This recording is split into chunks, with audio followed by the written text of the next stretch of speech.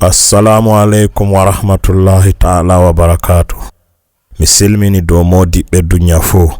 Modibbaku nder juldamku, nder imanaku, nder gongaku, nder waloku. Modibbaku wodi nasaraku, yidi neddaku be adilaku, wodi sewaku. Modibbaku wala taku, wala talakaku, wodi risku.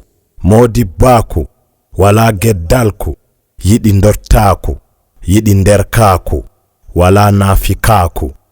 Modibbé himbe jangube, jangobe, janginobe. Modibbé lattay mawnitibe, lattay ponginibe, be nangitibe, be pertibe, be pottube, be tilimbe, be teddube, be nde'itibe, be endube, be wajobe, be mballobe, be ngewtobe, be ngerdabe, be gidabe, kulobe Allah, jogibe dina, jangube ande, be lattibe muybe, be koybe, be pamretebe, be faydobe, be kippitobe, be kumpitobe.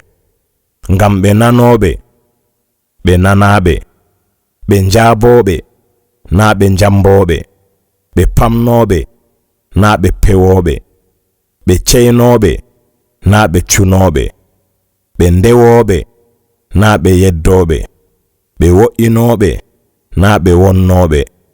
Modibbé be ɗowtantebe, be ngondetebe, be ƴametebe, be dokketebe, be ngilletebe. Ngam be andube, be andinobe, be andabe, nden be andetebe, ngam be ardibe. Modibbojo goddo muminijo, adilijo, salihijo, barkantejo, hayrujo.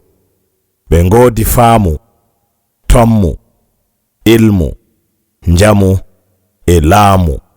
Nda de'itare, nda jaynitare, nda jama'are, nden wala mawnitare.